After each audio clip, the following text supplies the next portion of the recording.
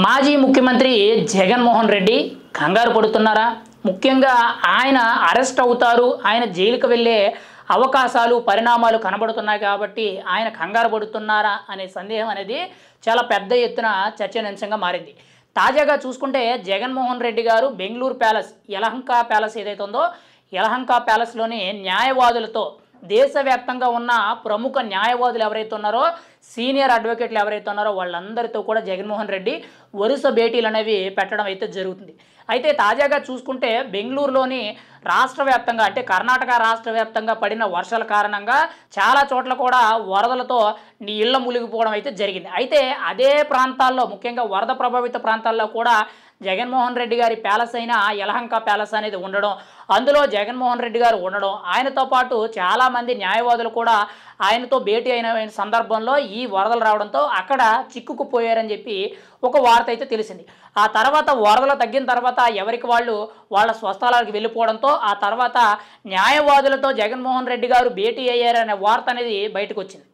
అయితే జగన్మోహన్ రెడ్డి గారు ఇప్పుడు ఎందుకు న్యాయవాదులతో భేటీ అవుతున్నారు, ఎందుకు సీనియర్ అడ్వకేట్లతో ఆయన చర్చలు సంప్రదింపులు, ఢిల్లీ నుంచి కూడా న్యాయవాదులు పిలిపించుకున్నంత అవసరం ఏంటి అనేది చాలా కీలకంగా మారింది. ఎందుకు అనంటే తాజా పరిణామాల ప్రకారం చూసుకుంటే ఏపీలో లిక్కర్ స్కామ్ అనేది దేశాన్ని కుదించే విధంగా చాలా అతిపెద్ద స్కామ్. ఇప్పటి వరకు కూడా ఢిల్లీ లిక్కర్ స్కామ్ అనేది దేశంలో అతిపెద్ద స్కామ్ అనేటట్టు చెప్పుకునేవాళ్ళు.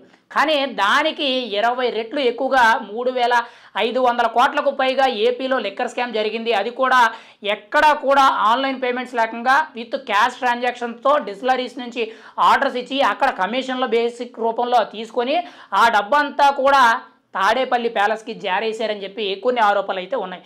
ఇప్పటికే కూడా దగ్గరగా 49 మంది వరకు కూడా విచారణ చేపట్టడం, 6 వ్యక్తుల్ని అరెస్ట్ చేయడం, అందులో కీలకంగా రాజ్ కసిరెడ్డి, జగన్మోహన్ రెడ్డి గారి దగ్గరగా పర్సనల్ అధికారులుగా పనిచేసిన ధనంజయ రెడ్డి గారు, కృష్ణమోహన్ రెడ్డి గారు వీళ్ళిద్దరూ కూడా అరెస్ట్ అవ్వడం జరిగింది. అయితే ఎంతమందిని విచారించినా కానీ, ఎంతమందితో విచారణ జరిపినా కానీ ఇక్కడ వాళ్ళు చెప్పిన సమాధానం ఏంటంటే మాకు పైనుంచి ఆదేశాలు వచ్చాయి, మేము చేశాను తప్పితే మాకు ఏ పాప పుణ్యాలు తెలియవు అని చెప్పి ప్రతి ఒక్కరూ కూడా వాళ్ళ వంతు వాళ్ళు ఒక వివరణ అనేది ఇవ్వడం జరుగుతుంది. అంటే తాడేపల్లి ప్యాలెస్ నుంచి వచ్చిన ఆదేశాలంటే ఖచ్చితంగా జగన్మోహన్ రెడ్డి గారే ఇచ్చుంటారని చెప్పి ప్రతి ఒక్కరూ కూడా అభిప్రాయపడడం జరుగుతుంది.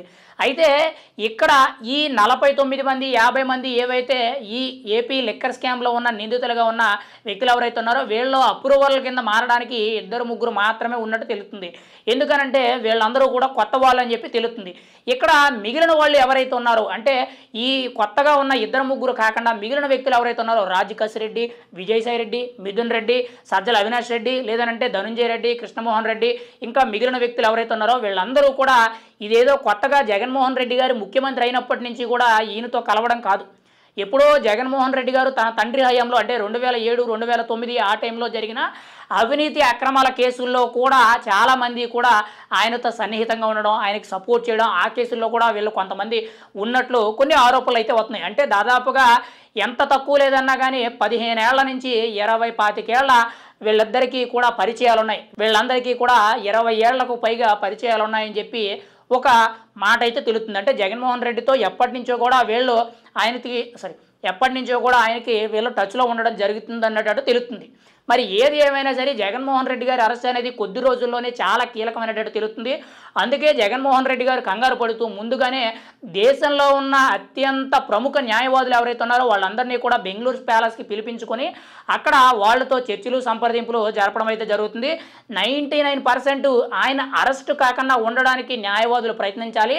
ఒకవేళ తప్పని పరిస్థితుల్లో ఆయన అరెస్ట్ అయితే వెంటనే కూడా బెయిల్ వచ్చే విధంగా సన్నాహాలు రెడీ చేయాలనే విధంగా జగన్మోహన్ రెడ్డి గారు ప్లాన్ చేస్తున్నట్టు కొంత సమాచారం తెలుస్తుంది.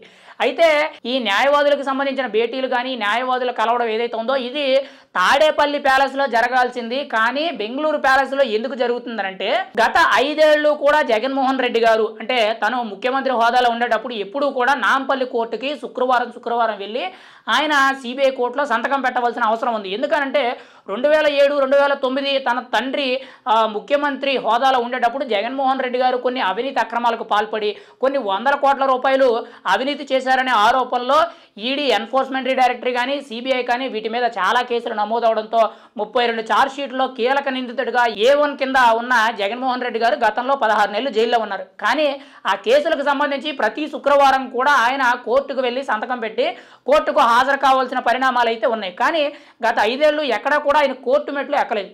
పోనీ అధికారం దిగిపోయిన గత ఏడాది నుంచి అంటే 2024 ఎన్నికల తర్వాత నుంచి కూడా జగన్మోహన్ రెడ్డి గారు ఎక్కడా కూడా కోర్టుగా హాజరు కావడం లేదు. అందుకే ఇక్కడ ఖాళీగా ఉంటున్నామని తెలిస్తే, తాడేపల్లి ప్యాలెస్లో ఉన్నామని తెలిస్తే ఖచ్చితంగా కోర్టుకు రావాల్సి వస్తుంది.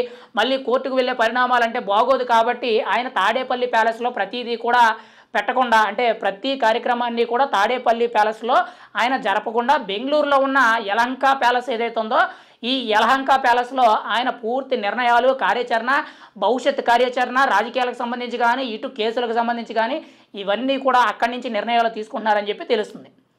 మరి జగన్మోహన్ రెడ్డి గారు ఒకవేళ అరెస్ట్ అయితే మరి ఈ కొత్తగా వచ్చిన న్యాయవాదులు, సీనియర్ న్యాయవాదులు అందరూ కూడా ఏ విధంగా కోర్టులతో తలపడి ఇటు సిట్ అధికారులతో తలపడి జగన్మోహన్ రెడ్డి గారిని బయటకు తీసుకొస్తారని చూడాలి. ఏది ఏమైనా సరే జగన్మోహన్ రెడ్డి గారు కంగారు పడుతున్నారు. ఒక రకంగా చెప్పాలంటే చలి భయం పట్టుకుంది.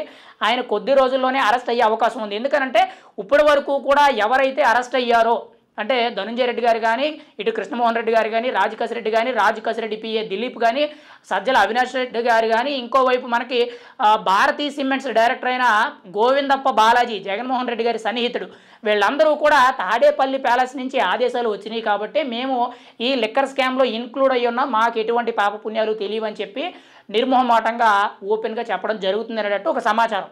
మరి ఫైనల్గా చూసుకుంటే తాడేపల్లి ప్యాలెస్లో ఉన్నది జగన్మోహన్ రెడ్డి గారే కాబట్టి ఆయన దగ్గరికి వచ్చేసింది కాబట్టి కొద్ది రోజుల్లోనే ఆయన అరెస్ట్.